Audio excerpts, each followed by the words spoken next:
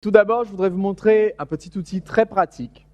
Cet outil, c'est celui que j'utilise, c'est un logiciel qui me permet de créer ce qu'on appelle des cartes mentales. Certains d'entre vous utilisent déjà ce type d'outil pour créer vos formations. Pour ceux qui ne le font pas, je vous recommande de très vite vous y mettre. Une fois qu'on a essayé pour la première fois, on ne lâche plus cette technique. J'ai utilisé pour la première fois quand j'ai créé la méthode Prince. Au début, j'avais un tas de notes comme ça, de notes manuscrites que j'avais prises, de comment j'avais vaincu ma timidité, de toutes les histoires, les anecdotes que j'avais vécues. Et un jour, je me suis dit, j'arrive pas à organiser ça pour en faire un bouquin, mais je venais de découvrir ce concept qu'on appelait les cartes mentales, qui permet de regrouper des idées. Donc ce que j'ai fait, à l'époque, je n'avais pas de logiciel, j'avais juste une feuille de papier. Au centre de la feuille de papier, j'ai marqué séduire ou séduction. Et ensuite, j'ai pris toutes les petites notes que j'avais rédigées et j'ai essayé de les rassembler par thème. Et je me suis vite rendu compte que j'avais grosso modo 6 thèmes principaux qui venaient autour de cette idée de séduire. Ces thèmes-là, c'était à un moment donné, il faut aborder quelqu'un, il faut sortir un peu de sa bulle.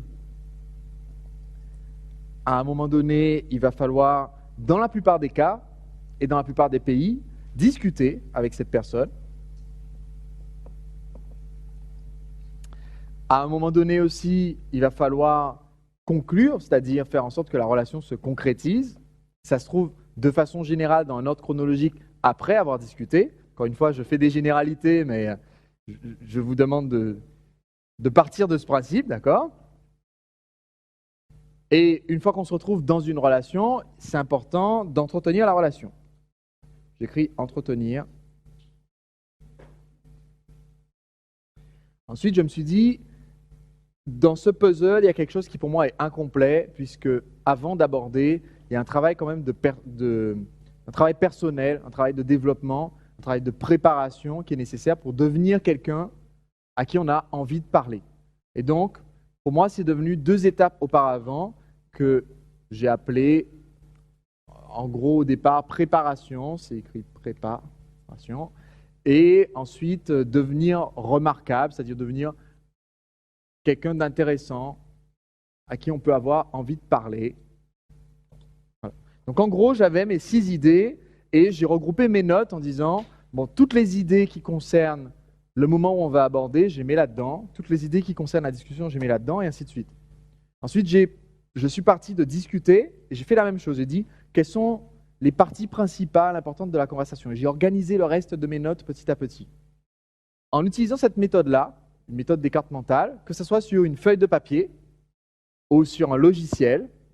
Si vous utilisez un logiciel, je vous recommande de toujours utiliser la dernière version quand vous mettez à jour Windows, ça arrive. Si vous choisissez d'utiliser un logiciel, ce que je vous recommande, c'est un logiciel qui s'appelle Mindjet Mind Manager.